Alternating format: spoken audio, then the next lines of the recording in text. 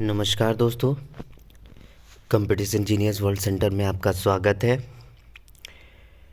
Previous class में 100 तक question कर चुके हैं। Teaching aptitude 2024। चलिए 101 देखते हैं। पहला क्वेश्चन, शिक्षक को कक्षा शिक्षण के दौरान इस बात का पूरा ध्यान रखना चाहिए कि पहला ऑप्शन छात्र प्रसन्नता पूर्वक पढ़े, दूसरा ऑप्शन पाठ पढ़ने का कार्य पीरियड के समय में पूरा हो जाए, तीसरा पाठ के उद्देश्य पूर्ण हो, चौथा कोई छात्र इधर उधर ना ध्यान दे। तो इसका जो राइट आंसर होगा वो होगा 101 का पाठ के उद्देश्य पूर्ण हो, यानी कि सी। ठीक है। कक्षा 102 क्वेश्चन में देखते हैं, कक्षा शिक्षण के दौरान आप छात्रों से कैसे प्रश्न पूछेंगे। पहला, पहले पढ़ाए गए पाठ से संबंधित, दूसरा उस पाठ से संबंधित जो उस समय पढ़ाया जा रहा है, तीसरा बालक के पूर्ण ज्ञान से संबंधित, चौथा उपयुक्त सभी। तो इसका जो राइट आंसर होगा 102 का उपयुक्त सभी होगा, क्योंकि हर चीज़ से पूछा जा सकता है कि जब हम पढ़ाएंगे पहले तो पढ़ाया हुआ पहले चैप्टर से उससे भी पूछा जाएगा, जब हम पढ़ा रहे हैं तो उससे भी पूछा जाएगा, और जब पहले से क्या ज्ञान है बालक को उसके बारे में भी जानकारी लेना होगा। तो इसलिए इसका जो राइट आंसर होगा उपयुक्त सभी होगा। चलिए नेक्स्ट क्वेश्चन में देखते हैं, बहरों के लिए शिक्षा व्यवस्था के क्षेत्र में किसका नाम उल्लेखनीय है। एनी बेस्टन, मेरिया मोंटेसरी, तीसरा विलियम जोन्स, चौथा हेलेन केलर। तो इसका जो राइट आंसर होगा 103 का वो होगा हेलेन केलर, यानी कि डी। ठीक है। शिक्षक के कथनीय और करनी में भेद नहीं होना चाहिए, यह कथन किसका है। रविन्द्रनाथ टैगोर, महात्मा गांधी, जाकिर हुसैन, मदन मोहन मालवीय। तो इसका जो राइट आंसर होगा 104 का वो होगा आपका महात्मा गांधी, यानी कि बी। ठीक है। चलिए नेक्स्ट क्वेश्चन में देखते हैं, एक प्रभावी संसूचक के रूप में आप सबसे पहले निम्न कदमों में से किस पर विचार करेंगे। पहला, संचार माध्यमों का चयन, दूसरा ऑप्शन मूल्यांकन प्रक्रिया की योजना बनाना, तीसरा संचार के उद्देश्य निर्देशित करना, चाहे इनमें से कोई नहीं। तो 105 का जो राइट आंसर होगा वो होगा संचार के उद्देश्य निर्देशित करना, यानी कि सी। ठीक है। चलिए 106 में देखते हैं, कक्षा के भौतिक वातावरण को बेहतर बनाने के लिए निम्न में से किसे महत्व दिया जाना चाहिए। पहला, वायु प्रदूषण पर नियंत्रण, दूसरा ध्वनि प्रदूषण पर रोकथाम, तीसरा उपयुक्त दोनों या इनमें से कोई नहीं। तो यहाँ पर जो होगा 106 का आंसर वो होगा सी, उपयुक्त सभी, वायु प्रदूषण का नियंत्रण और ध्वनि प्रदूषण का रोकथाम। तो ये हो जाएगा इसका राइट आंसर सी।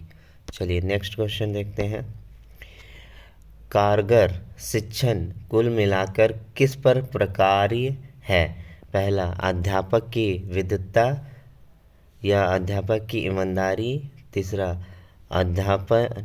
अध्यापन व्यवसाय के प्रति अध्यापक की रुचि, या ये सभी। 107 का जो होगा उसका होगा अध्यापक व्यवसाय के प्रति अध्यापक की रुचि, यानी कि सी। ठीक है, 107 का सी। एक कॉलेज की अध्यापिका वास्तव में विद्यार्थी की सहायता करती है यदि वह, पहला ऑप्शन कक्षा में बालकों को नोट्स लिखवाती है, दूसरा पाठ्यक्रम समय से पूर्व पूरा करती है, तीसरा मूल्यांकन में निष्पक्ष है, चौथा विद्यार्थियों को प्रश्न पूछने के लिए प्रोत्साहित करती है। तो इसका जो राइट आंसर होगा 108 का वो होगा विद्यार्थियों को प्रश्न पूछने के लिए प्रोत्साहित करती है, तो डी। ठीक है। नेक्स्ट क्वेश्चन में देखते हैं, कक्षा नायक का चयन करते समय अध्यापक को किस बात को ध्यान में रखना चाहिए। पहला, छात्र की बौद्धिक क्षमता को, दूसरा छात्र के अनुशासन के प्रति निष्ठा को, तीसरा अन्य छात्रों की पसंद को, या चौथा छात्र की शैक्षणिक उपलब्ध को। तो इसका जो राइट आंसर होगा 109 का छात्र के अनुशासन के प्रति निष्ठा को, यानी कि बी। ठीक है। चलिए, भारतीय समाज की परिप्रेक्ष्य में शिक्षण एक चुनौती से भी अधिक है। पहला, धर्मांधता एवं विवेकहीनता के कारण। दूसरा, सांप्रदायिक दोषों के कारण। तीसरा, जातीय विभेद के कारण, या ये सभी। 110 का आंसर जो राइट आंसर होगा वो होगा धर्मांधता एवं विवेकहीनता के कारण, ए। ठीक है। चलिए नेक्स्ट क्वेश्चन देखते हैं। छात्रों में वैज्ञानिक दृष्टिकोण उत्पन्न किया जा सकता है। पहला, विज्ञान की शिक्षा के द्वारा या तर्क संगत विचारों को प्रस्तुतिकरण द्वारा। तीसरा, दर्शन एवं मनोविज्ञान की शिक्षा द्वारा।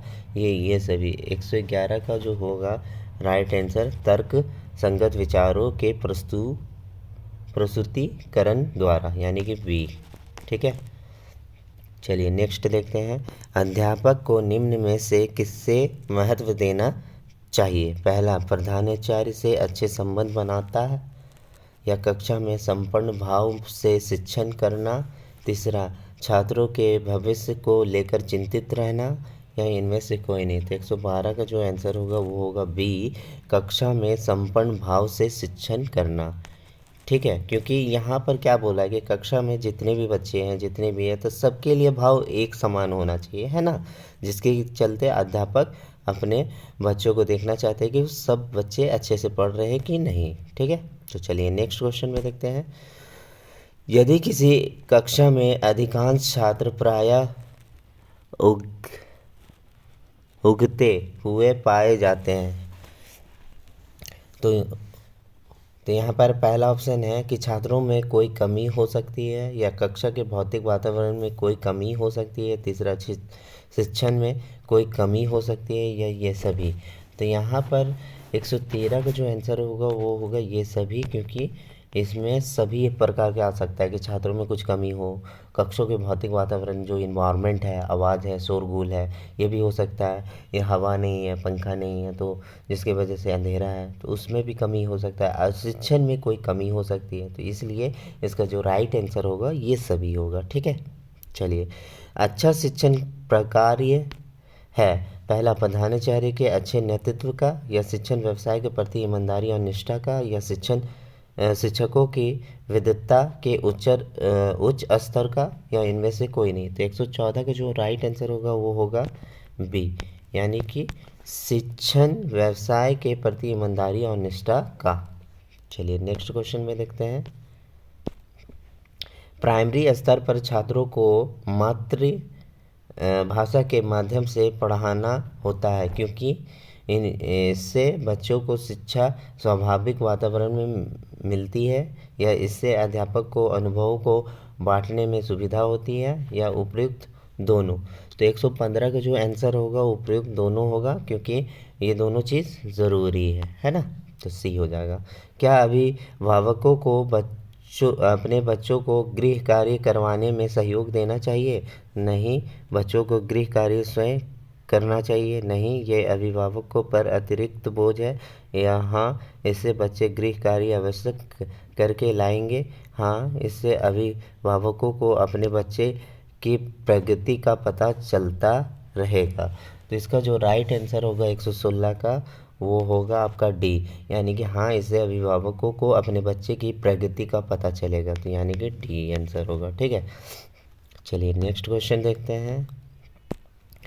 क्या अध्यापकों के लिए कोई आचार्य संहिता होनी चाहिए। तो नहीं, इसका लागू करना कठिन है। हाँ, क्योंकि उससे उसकी जवाबदेही बढ़ेगी। नहीं, क्योंकि अध्यापन का कार्य बहुत जटिल है। इनमें से कोई नहीं। तो इसका जो 117 का आंसर होगा वो होगा बी, यानी कि इसका हाँ, क्योंकि उसे उसकी जवाबदेही बढ़ेगी। ठीक है। निम्न में से कौन सा कथन सत्य नहीं है। इस कथन सही नहीं है। तो शिक्षण एक कला है, शिक्षण जन्मजात होते हैं, या शिक्षण को प्रशिक्षित किया जा सकता है, ये सभी। 118 का जो आंसर होगा वो होगा शिक्षक जन्मजात है, बी। ठीक है। चलिए नेक्स्ट क्वेश्चन देखते हैं। शिक्षा परम धर्म है, क्योंकि इसे कोई चुरा नहीं सकता है, इसे कोई छीन नहीं सकता, इसे जितना बांटे जाएंगे उतना ही बढ़ेगा। ये सभी। तो 119 का जो आंसर है वो ये सभी होगा, तो डी। ठीक है।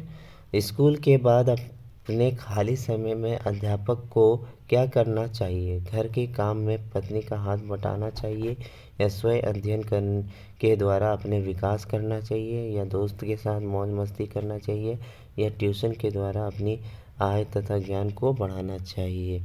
इसका जो राइट आंसर होगा बी होगा, क्योंकि ये स्वयं अध्ययन के द्वारा अपना विकास करना चाहिए।